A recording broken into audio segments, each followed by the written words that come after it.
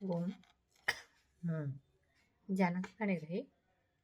ଆଜି ଆଲୋଚନା କରିବା ଏହି ସୁନ୍ଦର କମଳା, ଯାହାକୁ ନାରଙ୍ଗୀ କହିଥାନ୍ତି, ଓରେଞ୍ଜ କହିଥାନ୍ତି ଇଂଲିଶରେ।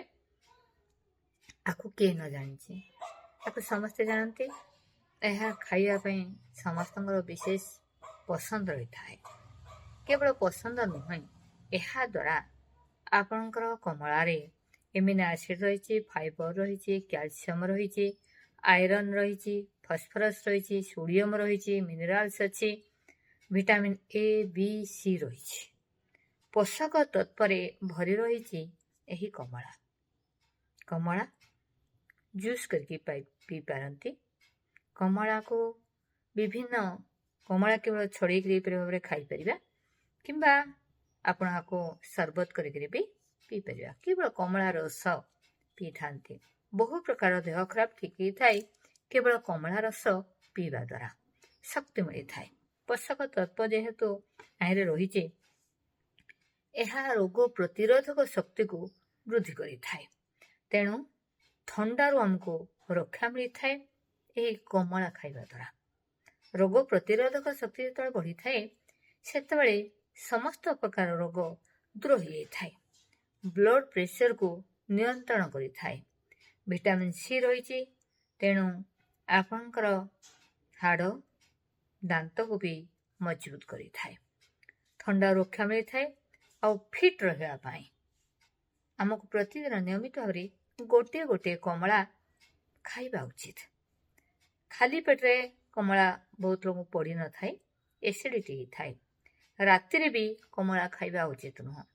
କିଛି ଟିଫିନ୍ ସହିତ ଆପଣ ଖାଇପାରିବେ। ଖରାବେଳେ ଆପଣ ନିୟମିତ ନେଇପାରିବେ। ଆକୁ ସୁପର ଫୁଡ୍ କୁହାଯାଇଥାଏ। ଏ କମଳାରେ ବହୁତ ପୋଷକ ତତ୍ତ୍ୱ ରହିଛି, ତେଣୁ ସୁପର ଫୁଡ୍ କୁହାଯାଇଥାଏ। ଏହା ରହିଛି ମାଗ୍ନେସିୟମ୍, ଯାହାକି ଆପଣଙ୍କ ହାଡ଼କୁ ମଜବୁତ କରିଥାଏ। ସ୍କିନ୍ ଡିଜିଜ୍ରେ ବହୁତ ଲାଭ ମିଳିଥାଏ। ଆପଣଙ୍କ ଉଦରଜନିତ ସମସ୍ତ ବିକୃତିକୁ ଦୂର କରିଥାଏ।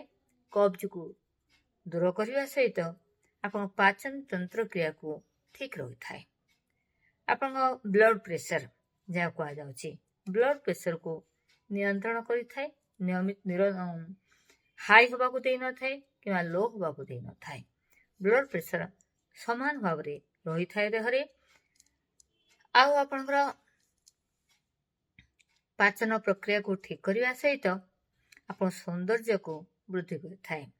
ବୟସ ଅତ୍ୟଧିକ କାରଣରୁ ବିଭିନ୍ନ ପ୍ରକାର ସ୍କିନ୍ରେ ଯେଉଁ ସମସ୍ୟା ଆସିଥାଏ, ବୟସାଧିକ କାରଣରୁ ମୁହଁରେ, ଚର୍ମରେ କୁଞ୍ଚ ଆସିଥାଏ, ସେସବୁ ଯାକ ଦୂର ହୋଇଥାଏ ନିୟମିତ ଭାବରେ ଆପଣ କମଳା ଖାଇବା ଦ୍ୱାରା। ଖାଲି ପେଟରେ ଖାଇବା ଦ୍ୱାରା ଏସିଡିଟି ହେଇଥାଏ। ଆଉ କିଡନୀ ପାଇଁ, ଦାନ୍ତ ପାଇଁ, ଅର୍ଥରାଇଟିସ୍ ପାଇଁ ଏ ଆପଣଙ୍କର ବହୁତ ଲାଭ ମିଳିଥାଏ। ରାତ୍ର ଖାଇବେ ନାହିଁ। ଭିଟାମିନ୍ ଅଭାବ ଯେଉଁ ହେଉଛି ବୟସାଧିକ କାରଣରୁ, ତାହା ଆପଣଙ୍କ ଦୂର ହୋଇଥାଏ। କିଡନୀ ପାଇଁ କିଡନୀ ଯଦି ସମସ୍ୟା ଅଛି, ତାହେଲେ ହାନିକାରକ ହୋଇଥାଏ। ସେମାନେ ଖାଇବେ ନାହିଁ। ଆପଣ ଏଇ ଚୋପା ଦେଖୁଛନ୍ତି, ଏଇ ଚୋପାକୁ ଯଦି ଶୁଖେଇକି ରଖନ୍ତି, ଆଉ ଏଇ ଚୋପା ଟିକେ ଆପଣ ଗ୍ରାଇଣ୍ଡର କରିଦେବେ ଶୁଖିଗଲା ପରେ, ତାକୁ ଆପଣ ଟିକେ ହଳଦୀ, ଟିକେ ବେସନ ଦେଇକି ଯଦି ଆପଣ ମୁହଁରେ ଲଗାନ୍ତି, ମୁଖମଣ୍ଡଳର ସୌନ୍ଦର୍ଯ୍ୟ ବୃଦ୍ଧି ପାଇଥାଏ। ଆଉ ଏହି ଚୋପା ଗୁଣ୍ଡ କରି ଯଦି ଆପଣ ଦାନ୍ତ ଘଷନ୍ତି, ତାହେଲେ ଦାନ୍ତର ବି ପାଇରିଆ ସମସ୍ୟା ଦୂର ହେବା ସହିତ ଦାନ୍ତର ବହୁତ ସମସ୍ୟା ଠିକ୍ ହେଇଥାଏ। ଦେଖନ୍ତୁ, ଏହି କମଳା ଦ୍ୱାରା ଆପଣଙ୍କୁ କେତେ ଲାଭ ମିଳୁଛି। ନିୟମିତ ଖାଇବା ଦ୍ୱାରା ବହୁତ ଲାଭ ମିଳିଥାଏ। ନିୟମିତ ଗୋଟେ ଗୋଟେ ଖାଇବା ପାଇଁ କୁହାଯାଉଛି। ଆଉ ଆମେ ଏହାକୁ ସୁପରଫୁଡ୍ ଭାବରେ ଖାଇପାରିବା। ଆମ ଶରୀରକୁ ଆମେ ସୁସ୍ଥ ରଖିପାରିବା। ତାହେଲେ ମୁଁ ଜାନକୀ ପାଣିଗ୍ରାହୀ ଆଜି ରହୁଛି। ଜୟ ଭାରତ, ଜୟ ହିନ୍ଦ।